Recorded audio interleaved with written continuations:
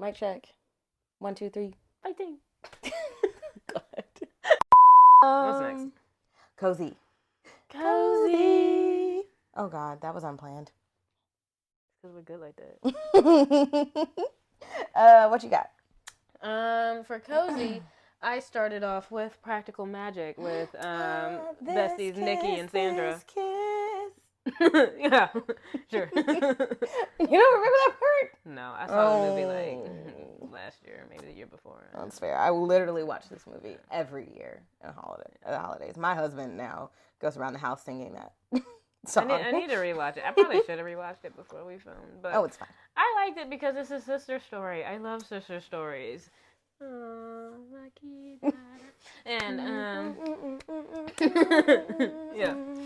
And so I love that, but what I like about it, because it basically is kind of like a story. It's about like, if Molly Weasley was just going about her day and just had magic, but and if her children didn't become besotted with the chosen one, then like what would her life be like? And it's kind of like that, where Sandra Bullock, she's just like, single momming it out here in a town where people just don't like her, as one does, and she's just trying to exist, trying to raise her kids and she trying wants to be a be great part mom. of the PTA. She wants to be part of the PTA. For what reason? A whole bunch of prudes. And she's like really upset that her name is never at the top of the phone tree. Like, I don't even know what a phone tree is. Right? Is that like some 90s shit? I don't know. Pretty much. It was like prior to group chats and group texts, where it's like if you had something important to tell your community of people, it starts with the person at the top of the phone tree who calls the next person, and then they call the next person. So it's like telephone. Yeah, but you better hope you don't get it wrong, because usually you're talking about like some sort of emergency, like, oh,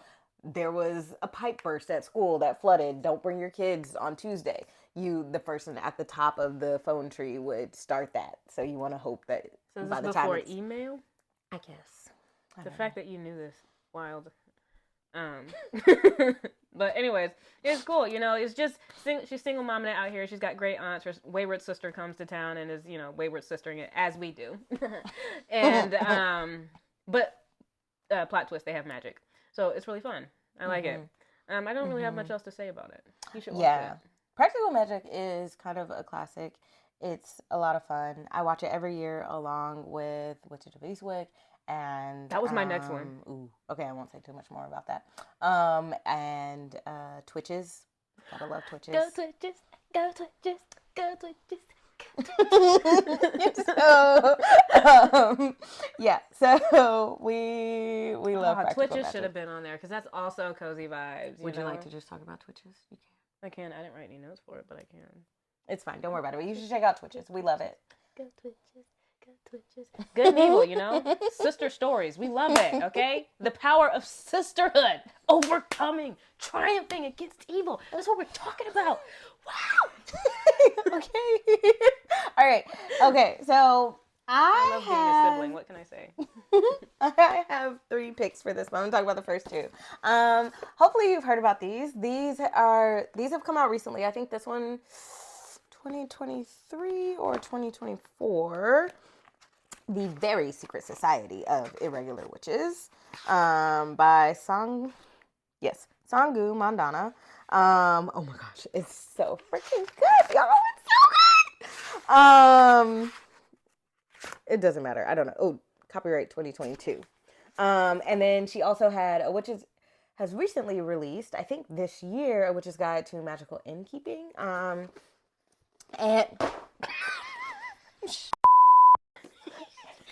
I got it. No, I got it. Okay.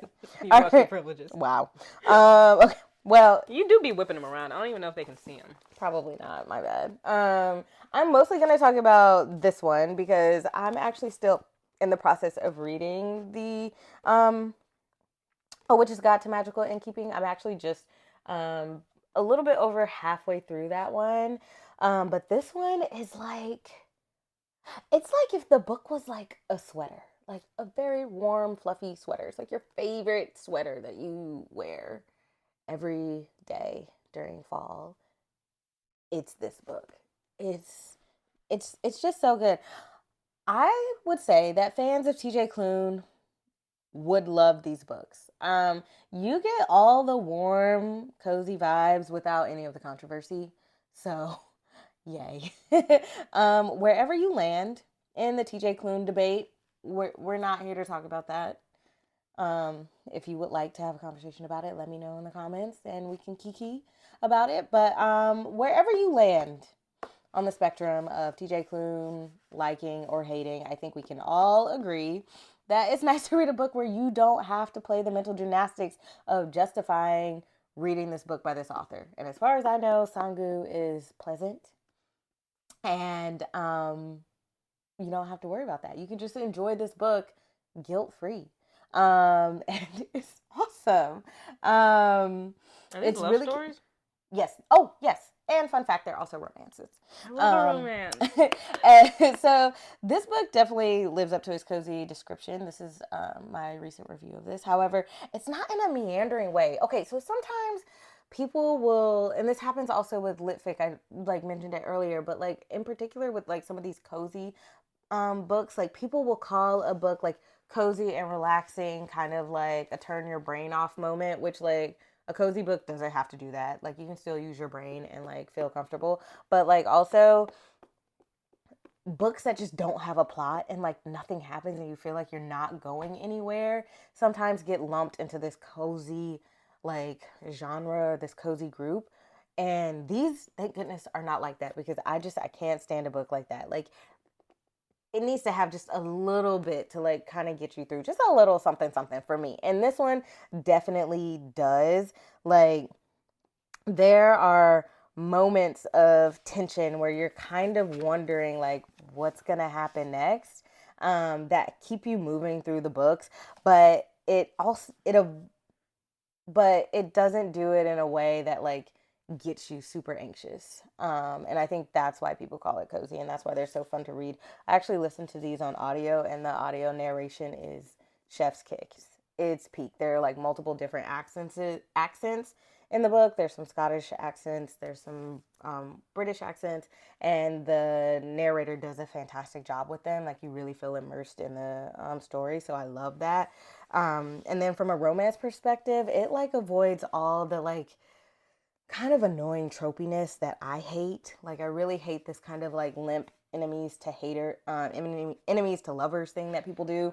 Where Enemies like, to haters. I hate you forever. right? Get out of I my know. face. It's like, like they're, I don't know. Like you'll read a book that'll say like, oh, they're enemies to lovers, but they're not really enemies. They just kind of are annoyed by each other. It's like, is that really enemies? No. No. Um, Enemies, I want you dead. Don't come in my hood. right. And And then I love you. Oh gosh, shucks. right? But then there's also like enemies to lovers where this person is just like actually toxic and just mean to you and never gets better. But like you've somehow fallen in love with him and fallen into bed with him or her. And it's just like that doesn't work either. Don't fall in love Like, with assholes, okay? yeah, like none of that is here, which is nice. There's also no love triangles. There aren't any needless misunderstandings because for some reason that's the only way for some authors to build tension into their romance novels. It's like we can't just be adults about this. Like I'm married and I can talk to my husband in a normal way and we still have arguments. Like fun stuff, crazy stuff still happens in our family without like misunderstandings that can be avoided by just like, hey, picking up a phone or just saying like, hey, actually, I didn't like what you did today. Can we talk about it? Or just Like, asking a simple question, what do you mean by that? thank you. So anyways, Yep. it avoids all of that and has like just it's just great. It's just great. The main characters are awesome. Mika is super likable. I just really enjoyed her. They have like a really truly pleasant kind of sunshine grumpy situation going on, grumpy sunshine romance. That's Oh just my god, it's like Trolls. it's funny. Have you seen Trolls? No. Okay, well, Trolls is great. Okay, I'll put it on the list. It's funny and it's just like a joy to read. I mean, it's just great and I love it. You describing this, you know what it reminds me of? Um, that time I got drunk and saved a werewolf. Wasn't it Saved a Demon? Sure. There's also a werewolf. And they also get drunk. There's like three of them, and they get drunk in all three. I And actually go ahead. they save people, they kiss people, they do other things to people. I'm pretty sure I have that. I haven't read it yet, but I'm pretty sure I have that. I read all three. They're my favorite books. Well, not my favorite books, but top 10 definitely. They're fun. and they remind me of that. Yes, those actually, people talk about those a lot in this same kind of cozy genre. Because it's like, it's so chill, you Yeah. know? It's so chill. You ain't got to worry about it. You're just here to have a great time. The author was having a great time writing it, I can tell. And I had a great time reading it. It was great. Yes. What you got? For what? What are we After on? Practical Magic. Witches of Eastwick. Woo, Also such a good classic. I love it. Oh we my got, God. I think Jack it was, Nicholson's bruh. He Understood the assignment. he said, anyways, I was like, women. Was it an accident? Or did he do it to us on purpose? Yeah. Jack Nicholson, he has this phenomenal monologue where he is full on crashing out in a church. Yes. And it's like, and he's like, okay, this isn't, I guess it's kind of a spoiler, but it's also an old movie, so sorry. Yeah. But he's basically like the devil. Spoilers. And I was going to say in 5, 4, 3, 2, 1. But it's fine. He's the devil.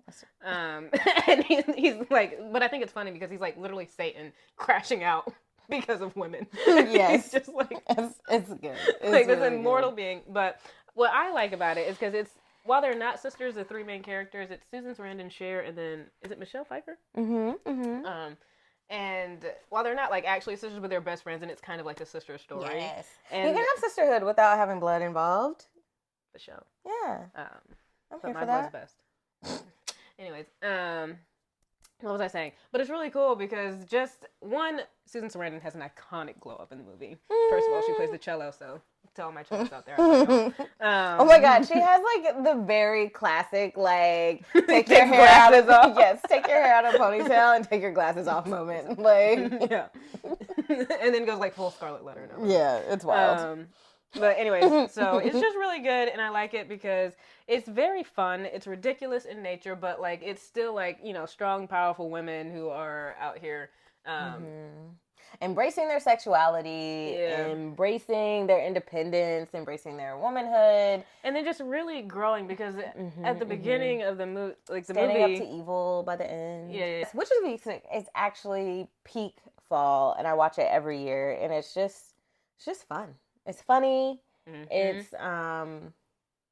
It's like campy in a non-lame way. It's just. I also love the practical effects because, you know, this is before CGI went rampant in Hollywood, and so the practical effects are good. There's this scene with cherries, if you know, you know, and cherry pits, and it's just hilarious. That the part where they did it to him, and he was like, "Cheap trick."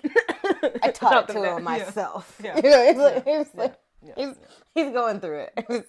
It's great. Hold on, Crash. He deserved it though. He was the devil, so the literal devil. We don't feel bad. Okay, my last one for this category is my last YA pick of this book of this video. Leave me alone. I'm doing my best. You're doing great. Hang in there, champ. Cemetery Boys by Aiden Thomas. This book came out, I want to say 2019 or 2020 or 2021. I read it post-COVID, but I don't know if it came out before then. Why are you doing me like this? Yeah, it came out in 2020. And it's really, really good. It's super cute. I honestly probably should reread this again soon because it's actually really good. But it's a really fun kind of witchy novel about brujos, which is a Mexican witch. So they have like brujas and brujos, which is very important to this novel, like the difference between those. Because in this novel, you do different types of magic based on whether you're a bruja or a brujo. And a bruja are the women, and they have healing magic. So, you know, like if you're sick or ill or whatever. And then the brujos have more combative, protective magic. So they have like a really cool, like when you come of age, you get like a dagger or something, and you're able to like either see and or resurrect ghosts, and generally like protect your family from paranormal things. And this book is all about that, but it's also about identity and self-actualization. And it's a YA novel that I can really sink my teeth into because it's a novel that knows what it is, who it's for, and the story that it's trying to tell. and it does it in a really interesting and engaging way. So I really, really like this. And it basically just follows a trans boy named Yadriel. Um, and Yadriel wants to prove to his family that he is a brujo, and that he has brujo magic. He has come of age and he has brujo magic. So, and going out to prove this on his own without permission, he accidentally summons a ghost. As one does. Yeah, Casually. of a young boy around his age who has recently died. So they're basically trying to solve the mystery of how he died. Can he be brought back to life?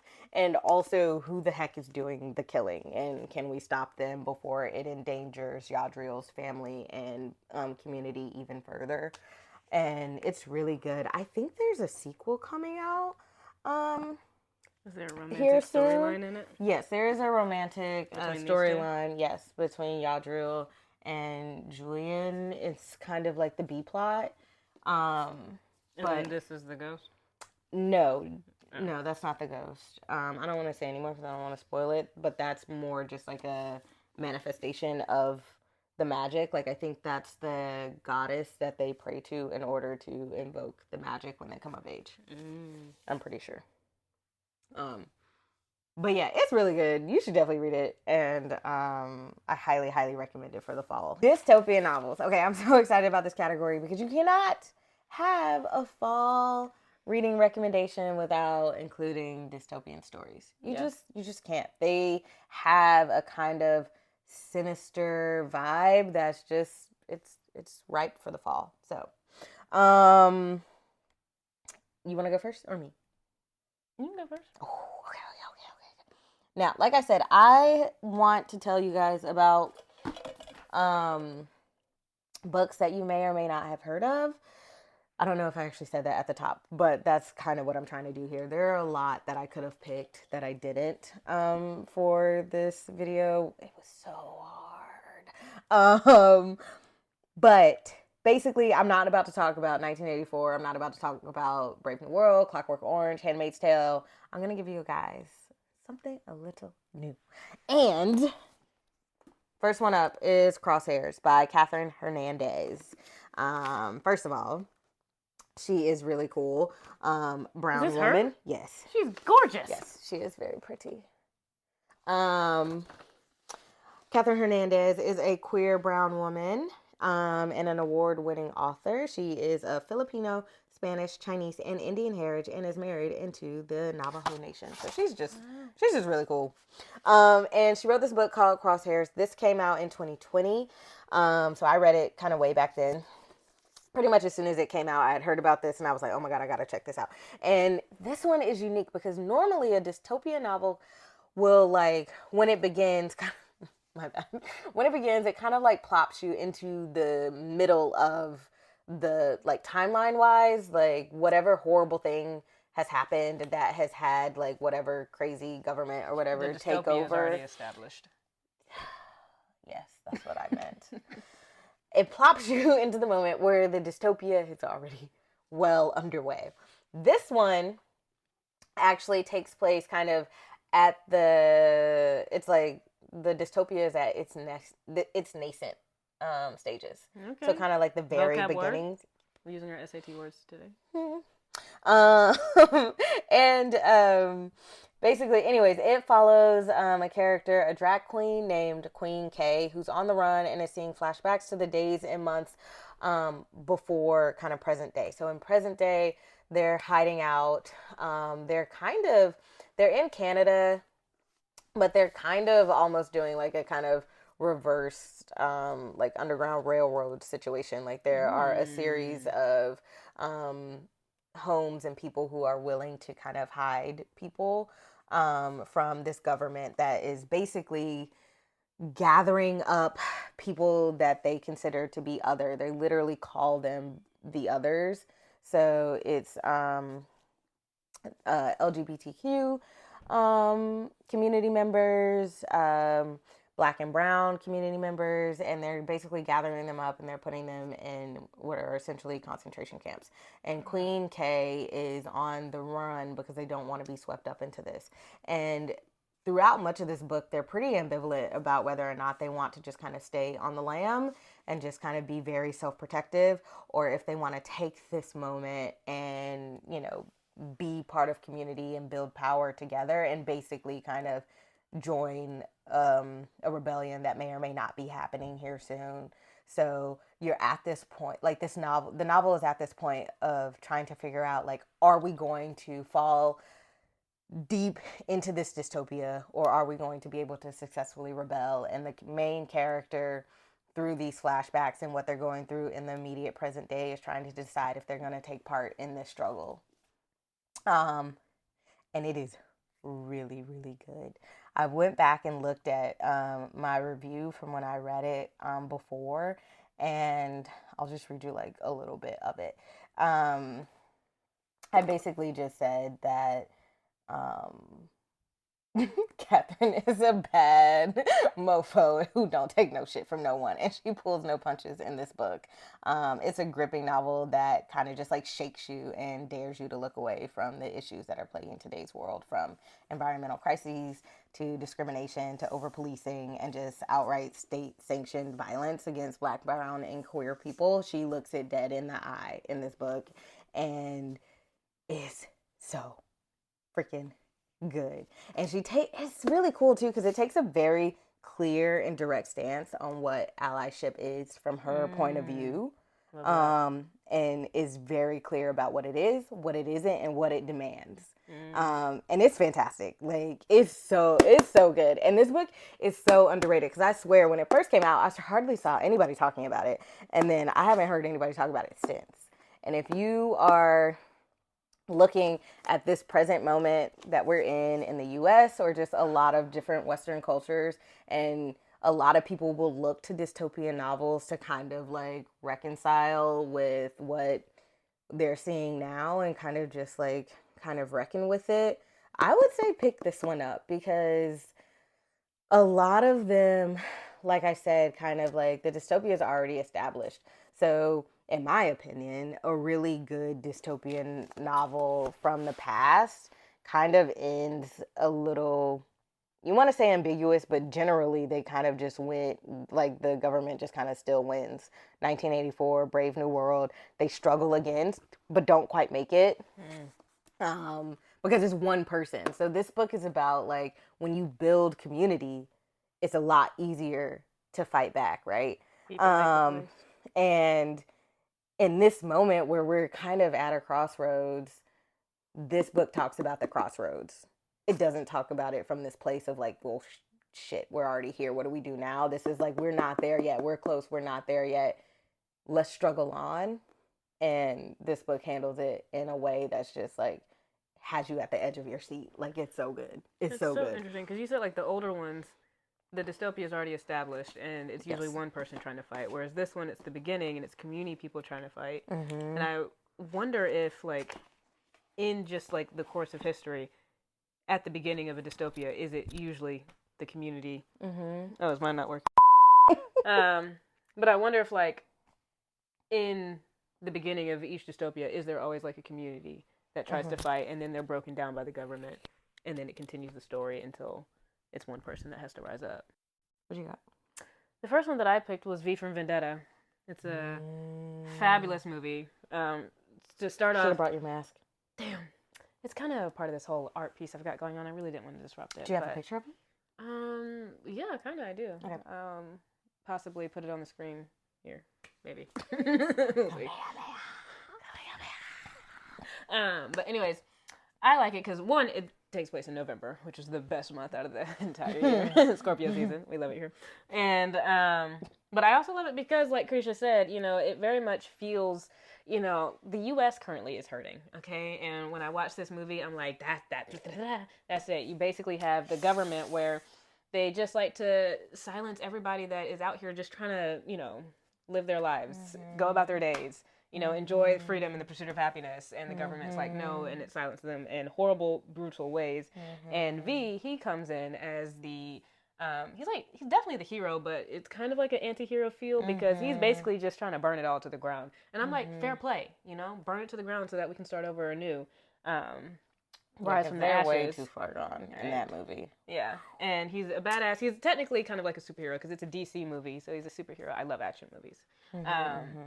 But it's really, really good. And we're thinking about doing, side note, a tier ranking of all the Jason Statham movies because Styles loves action movies so much, and they've gotten me to watch like 4 Jason Statham movies in like the last 2 weeks, and I'd already seen plenty before that.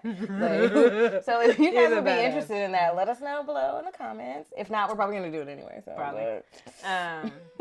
But yeah. What I love the most about V is that, he's constantly, like, murking people, as one does when you're trying to start a revolution. And, blowing up Parliament, because it takes place in London. Again, as one does, or wherever Parliament is in Great Britain, I don't know. But he's also, like, blowing up Parliament, like, to the tune of the 1812 Overture, So he's, like, a classy revolutionist, whatever. He's out here quoting these classic, movies and all that stuff. And I'm like, see, you can be a rebel and sophisticated at the same time. And I love him. And I love the way that Hugo Weaving really just portrays the character because V wears a mask the entire movie. You never see his face. And yet that is the most emotive mask because of Mr. Weaving's performance through that mask. And it's so great. And also, Natalie Portman's in it, and she shaves her head. And as someone who has recently shaved their head, it's so liberating. If you haven't tried it, you should try it at least once in your life. Been there, done that. I'm thinking about going back, though. Did you shave your head? I mean, I didn't shave it, but it was like this long. Shave it and stand out in the rain. I don't like the rain, but probably not. Okay. Well, you just do it just once. Right. Because you don't like the cold. I don't. Okay. The next one is actually on my TBR, and I keep going back and forth on whether or not I actually want to read this because, yuck. Let me. Yuck. Yes, where is it? Well, if you don't want to read it, I'll read it, and I'll let you know if it's good Where or not. is it? I don't know. You have a pile of books on the floor. That's my line. Yeah, but it's annoying. What's it called? All right. It is called Tender is the Flesh. And I know I grabbed it before we started, but it's not here. Don't worry about it. It's fine. It's here. Oh. Lovely. Tender is the Flesh. So It's so embarrassing if it wasn't the right book. this is right. This is another translated fiction novel, and it's dystopian, and it is it's rough, at least from what I can tell. Anyway, and it's called Tender is the Flesh because in this novel, okay, all right. So here's another thing that I like. So this one is written by a woman named Agustina Basterica. Oh, help me with ours. Basterica. And I love this because from what I can tell, it's not about procreation or about women's ability to have children, which I find a lot of dystopian novels written by women are overly preoccupied with reproduction.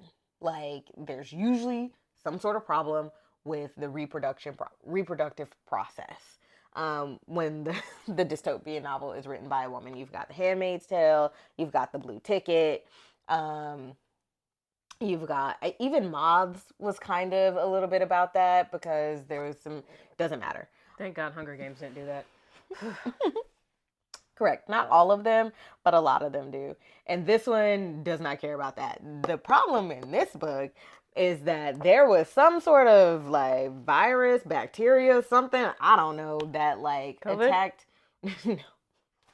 No, but it basically, once infected, pretty much all livestock died, so there's no meat left. And so, of course, take me out. I would die immediately. No meat, no bacon. Oh God! Oh God! Oh my God! Immediately, I'm out. Okay. Well, that's Screw the reproductive process. There's no meat. so. Yeah, there's no meat left. And so, of course, what humanity does, Cannibalism. I don't blame them. And it's yes, we do blame them. I blame them. Thank you. Because in this one, they basically farm people. Mm, Like, as one does. so one of the main characters Isn't literally farming works at people a a? local processing plant. Isn't this a His type of name is reproduction? Marco, and he's in the business of slaughtering humans, though no one calls them that anymore. What do His they call them? I don't know, I haven't read this yet, but it says his wife has left him, his father is sinking into dementia, Damn. and Marcos tries not to think too hard about how he makes a living. After all, it happened so quickly. First, it was reported that an infectious virus has made all animal meat poisonous to humans. Then, governments initiated the transition. Now, eating human meat, special meat, is legal. Marcos tries to stick to numbers, consignments, processing. Then one day he's given a gift, a live specimen of the finest quality. Though he's aware that any form of personal contact is forbidden on pain of death, little by little he starts to treat her like a human being, and soon he becomes tortured by what has been lost and what might still be saved. I'm so reading this. This sounds very interesting. But I have a important question. How the hell, like, in his lifetime, we went from having regular animal meat to farming human meat? I feel like that's a big jump. I feel like that's something that should take place over decades. It says happened quickly because of people who like take me out. I can't live without my bacon. So they very quickly. My immediate reaction was not cannibalism. My immediate reaction was death. I'm just saying, but there were some people I guess who didn't want to die and they jumped straight to cannibalism. And you know, there's probably a lot of commentary on who are the people being cannibalized. Like, let's get into it, right? Like, it's probably the poor, the sick, the weak, the different, the others, right? Well, it says that they're being farmed. That we literally just talked about in Crosshairs, right? But prior to being able to farm them, like it still takes 9 months to grow a kid, and then I don't know at what point they decide to do the slaughtering or whatever. Like they had to start with some people before they started with the dark meat. I get it. Thank you. So you got you got the crosshairs where they're identifying, collecting, and corralling, quote unquote, the others, and then you got these people who somehow are able to farm them. Let's not like look. I'm just saying. The first word in this book is carcass. Yeah. Yeah. So, anyways, I do want to read that at some point. I just haven't like really worked my way up to it because like I think it's gonna be hard to stomach. Can I borrow this? When I'm done. But why do I have to wait until after you? Let me just read it now. How long does it take for you to stomach things? You're the type of person who will stop watching a K-drama for months because your stomach got in the way. I know, and I love my K-dramas. Maybe we'll do a video about those. We'll rank our favorites. I do love a K-drama. Extraordinary Attorney Wu. It's the best. I'm not finished. I had Altered Carbon. It's a TV show, and I think it only had 2 seasons, and I don't even know if it's so finished. Good. What a freaking tragedy, Netflix. You have got to stop making these shows and then not completing them. You gotta cut it out. Netflix doesn't care. Netflix is heartless. I can't take it. No soul. I can't take it. The only good thing they ever did was Sensei, and they cut that off too short. And yeah, but at least you got Hunters. At least you got a movie out of it to finish it. It wasn't what we needed. We didn't get a movie for Altered Carbon. Anyways, go ahead, tell the people what it's about if they haven't seen it. Altered Carbon is basically this dystopian society where essentially they have cracked the code on mortality. Yeah. So people they're born for with humans. some people, right?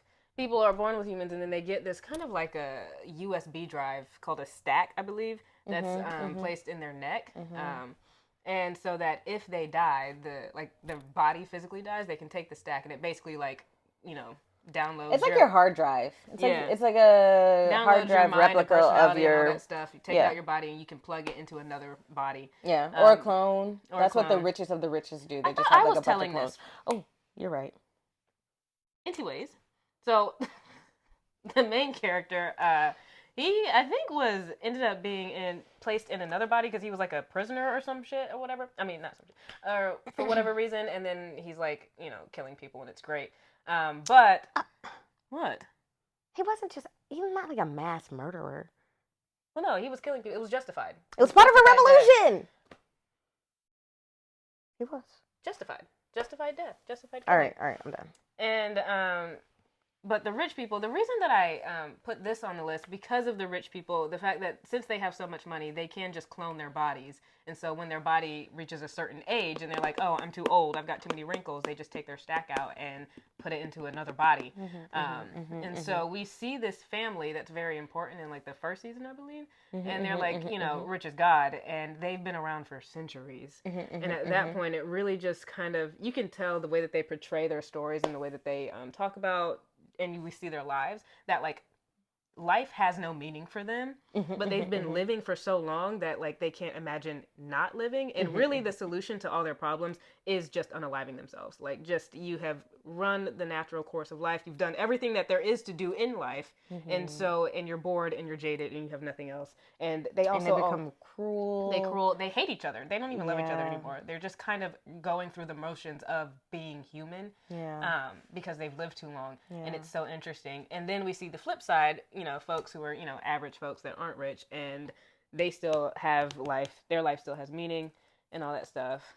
But then sometimes they can die, and then just the government will put them in another body for it to use them, and sometimes it's like a form of prison. It's wild, but it's really, really good. I can't really remember much what happens in season 2 because I liked season 1 better. Season 1 was definitely better. I think that was part of the reason, I think maybe why it didn't get renewed for season 3, because season 1 I think was a huge success and people really loved it, and then season 2 wasn't as popular. We get a little bit more of the revolution in season 2. Well, we get a little bit more of the background stuff, because season 1 is all about like there's some there's like a brother sister B plot line that becomes very important later on. So the season 2 doesn't have that for reasons, and so it focuses more on like the revolution and like what happened prior to season 1. So long story short, I think people didn't really enjoy that, and that's why we didn't get the 3rd season, which really sucks because there was a huge reveal at the end of season 2, but like, and it was just even unfair. If season 2 isn't as good, it's like most trilogies, like movies. The second one is just a transitionary piece, between the final like climax of the 3rd one. So it's like, you know, just stick with it. Hang in there, champs. Yeah. Give me season 3. Yeah. Hey y'all. Hi. As you'll see, we are in different. It's us on a different day. And different locale because, we lost some footage. Happens. Embarrassing. Amateur hour. So, we lost some footage. And so we got to redo this last part. But whatever. It's fine. It's fine. It's all fine. Yeah. Okay. So, this section is just vibes. Just vibes. Basically, we didn't have a section for these books because we kind of forgot about them, in my opinion. Like, we just kind of forgot to have a section, and they didn't really fit in the sections that we did before. So, but we still want to talk about them. So, I'm starting with a movie, and the movie that I'm starting with is, thank you for the drum roll, Constantine. Ooh, that's a good one. Absolutely love Constantine. It's got my boy Keanu Reeves in it. Yes, we are Keanu Reeves fans. For Elliot, sure. I will hear no slander.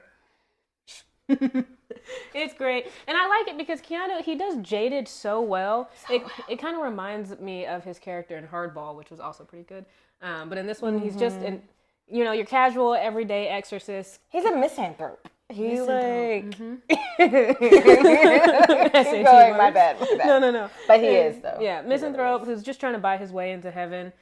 He had some unfortunate events in his youth that's destined him to go to hell. So now he's just trying to save as many people so that he can get into heaven. Yes, because God has no chill. Like he was a child, but it's fine, whatever. Yeah. So. But then, shenanigans occur as they do between heaven and hell, constantly, spitting on one another, having their pissing battles. So Constantine's kind of just trapped in the middle of it, and he's just trying to make do.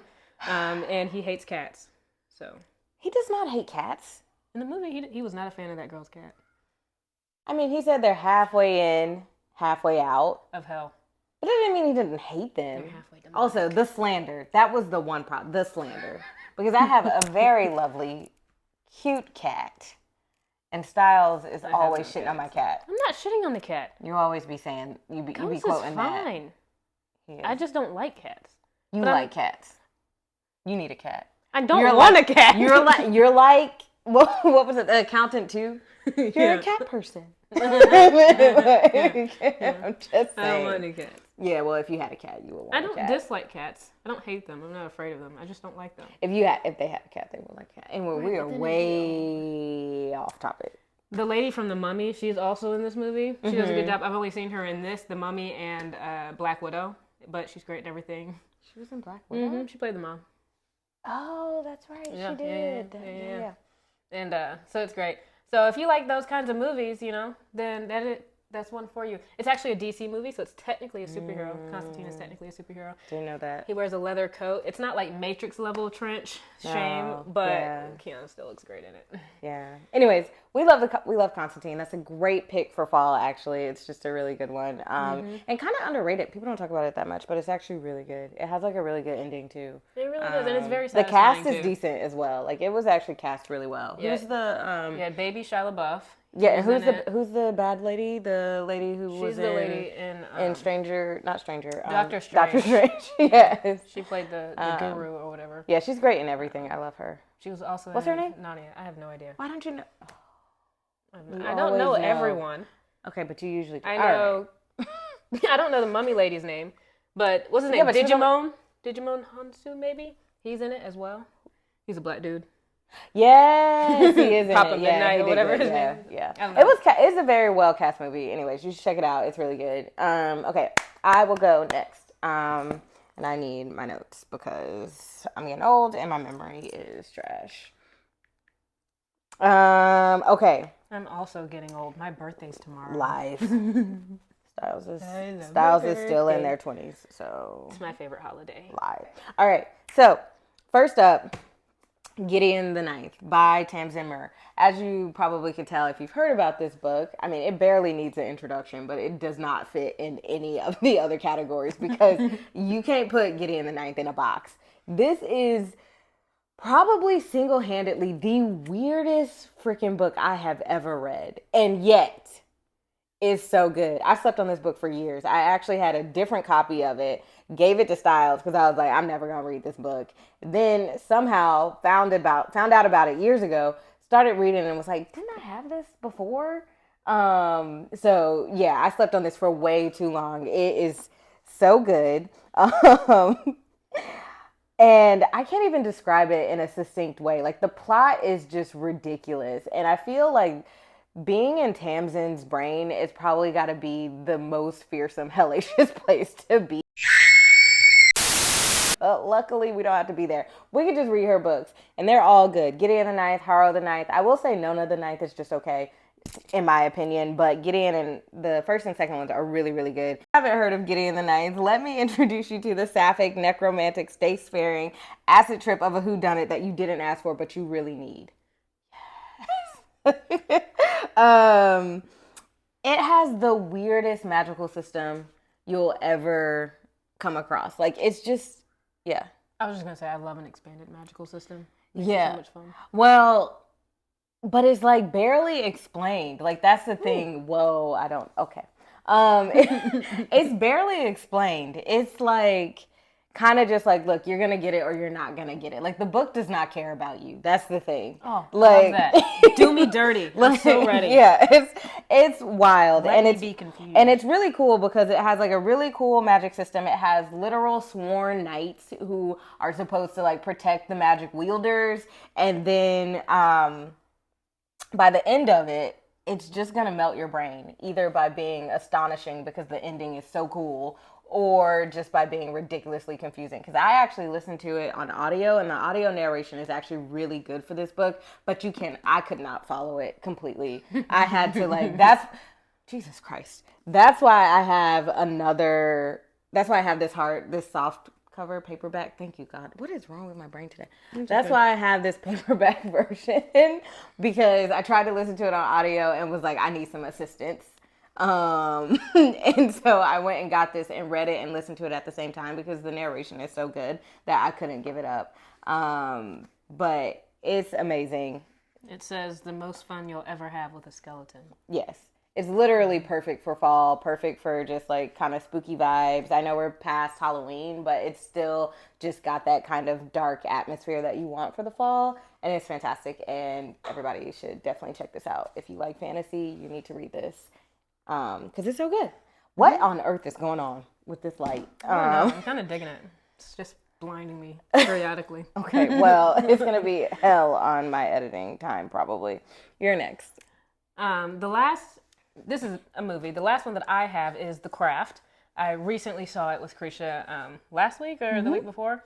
Can't believe they hadn't seen it before. I'd never seen it before. It's wild. And oh my god. I literally cannot. I'm about to turn it off.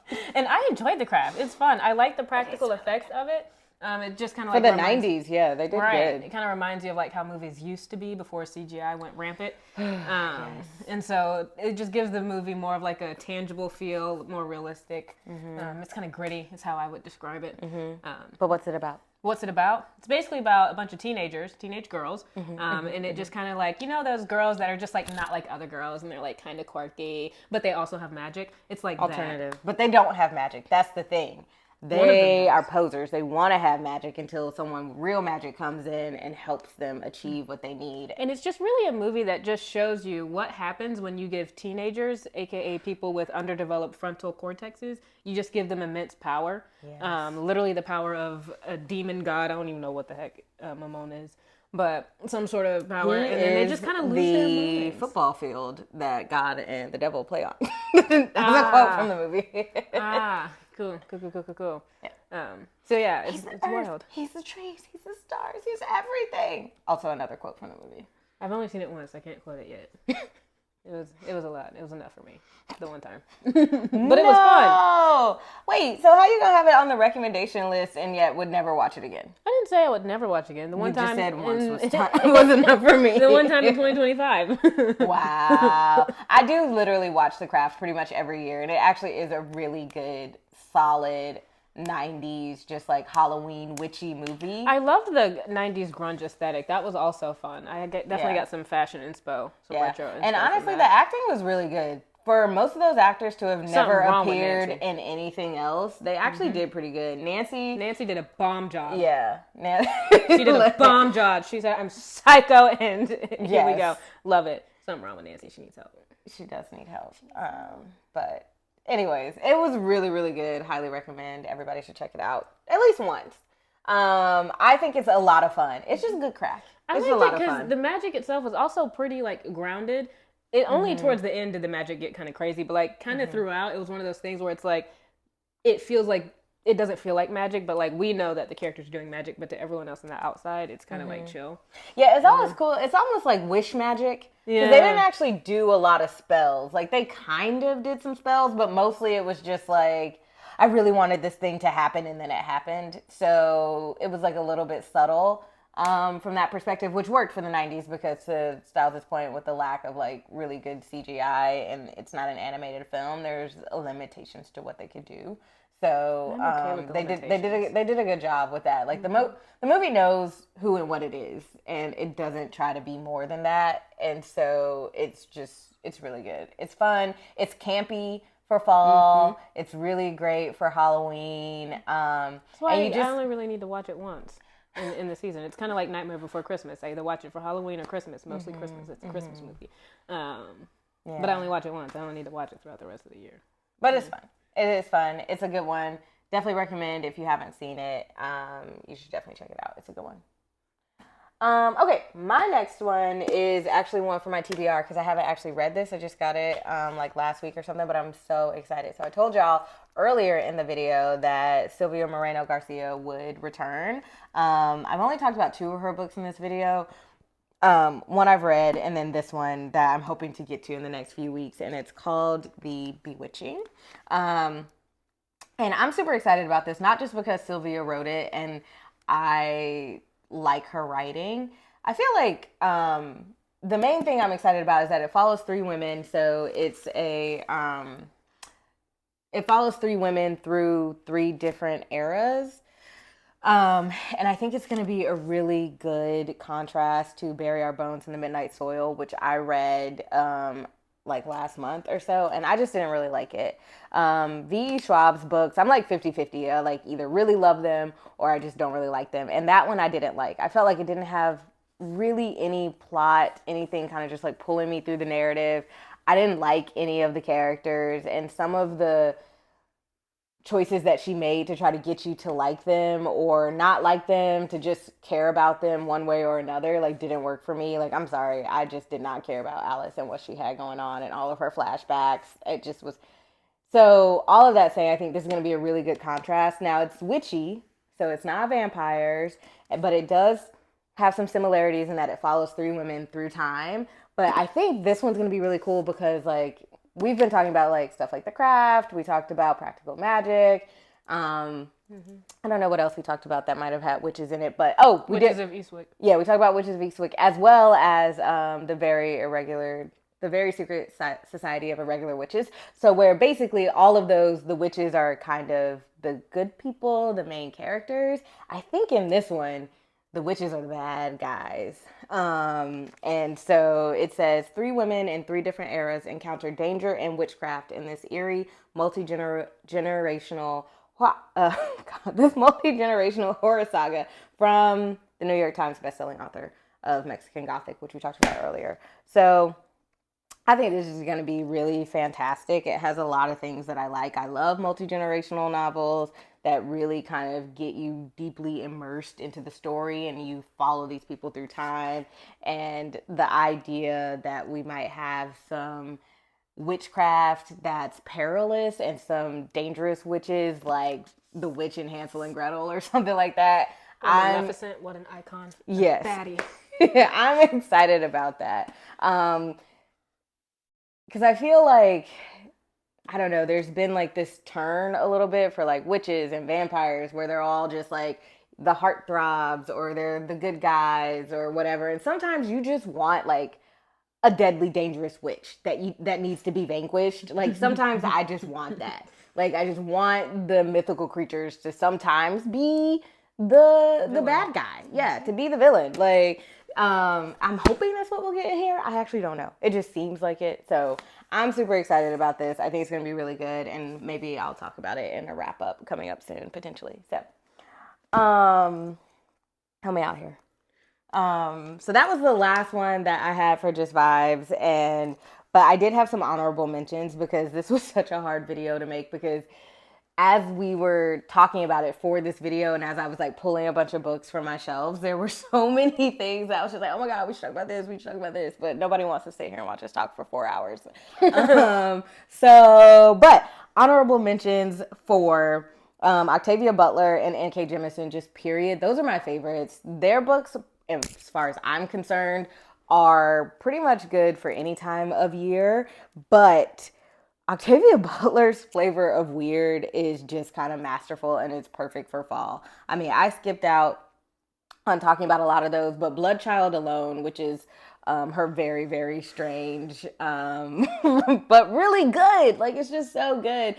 Short story collection is just wild and it's perfect for this time of year. The actual story of Bloodchild gives me goosebumps. Yeah, that one might give you the heebie-jeebies. I'm not gonna lie, but she's not afraid to like cross the line or like cross the boundaries into like the macabre in order to like make her point, which has a lot to do with like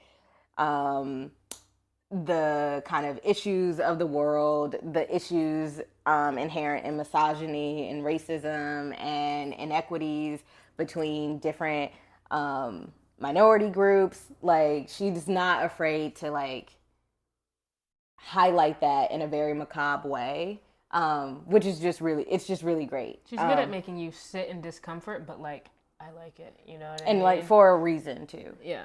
And then you empathize with the characters that make you uncomfortable. Yeah.